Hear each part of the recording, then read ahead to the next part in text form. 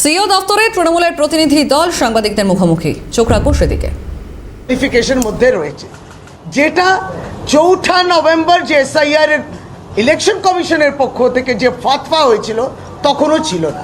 আমরা আজকে দৃষ্টি আকর্ষণ করেছি কারণ প্রথমত মাইক্রো অবজার্ভার্স কেন, আর ভেরিফাইড যারা করে দিয়েছেন, যাদের করার কথা, যেটা ইসিআই বলেও দিয়েছিল এবং সিও বলেছিল ইআরও বলবেন তার পোর্টালের মাধ্যমে।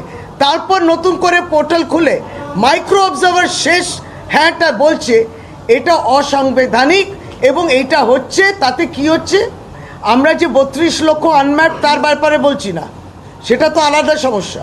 1,36,00,000 লজিক্যাল ডিসক্রিপেন্সি কিংবা ডিসক্রিপেন্সি ইন ম্যাপিং সেটাকেও বাদ দিচ্ছি, সেটা তো আরেকটা।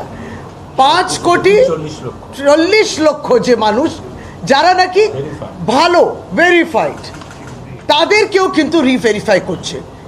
উদ্দেশ্যটা কি করছে কে? Micro observer. এই মাইক্রো অবজার্ভার কোত্থেকে এসছে, কি উদ্দেশ্য নিয়ে পাঠানো হয়েছে, যেটা আরপিএতে লেখা নেই।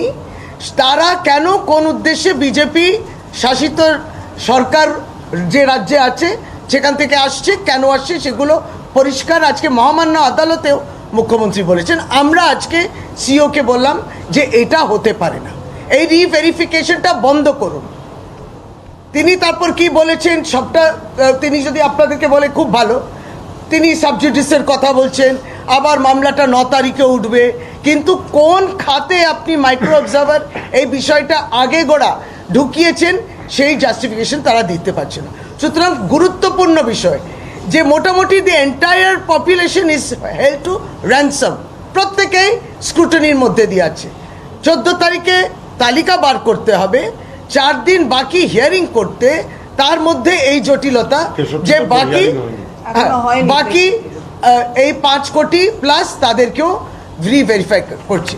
দ্বিতীয়ত যেহেতু লিখিত যেগুলো আমরা দিলাম সেটা ছিল অদ্ভুত, যেটার জন্যে আমি অ্যাজ এ ভোটার, আপনি অ্যাজ এ ভোটার দায়ী নই, আমরা কেউ দায়ী নই।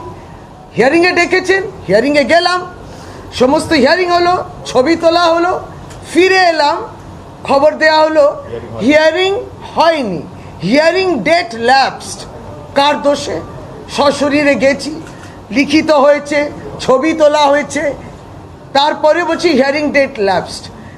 এইটা সম্পূর্ণটা গাফিলতি কিংবা এই প্রক্রিয়াকরণটা, এই অপ্রস্তুতিটা প্রতিনিয়ত আমরা দেখতে পাচ্ছি ইলেকশন কমিশনে।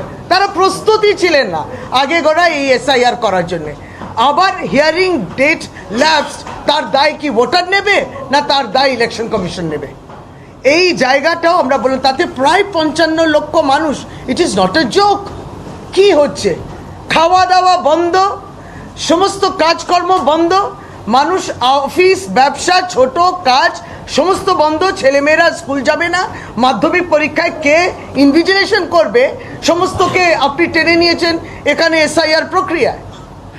সুতরাং সেই জায়গা, তারপর এই কাজ, এই যেটা সহজ করা যায় সেটা জটিল করা হচ্ছে, আরও জটিল করা হচ্ছে, বাদ দিতে হবে। তাই জন্যে তো দিদি বললেন সুপ্রিম কোর্টে যে it is SIR for exclusion not for inclusion.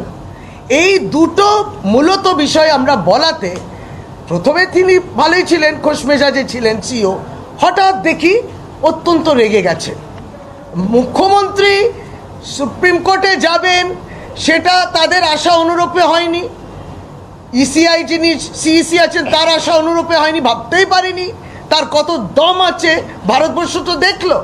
মানুষের জন্য আজকে তিনি লড়লেন, তিনি গেলেন, বাংলার মানুষ তো দেখলেন প্রকৃত ভোটে যাতে না বাদ দেয়। তাহলে পরে ওটা দেখার পর তিনি মেজাজ হারালেন।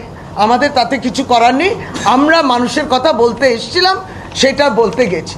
তারপরে তো আনুষঙ্গিক আরও অনেক বিষয়, জীবিতকে মৃত করা, সেই মৃত মানুষ এবার জীবিত হলেন তাকে ফর্ম 6 আসতে হবে কেন? ওটাও তো আনকনস্টিটিউশনাল।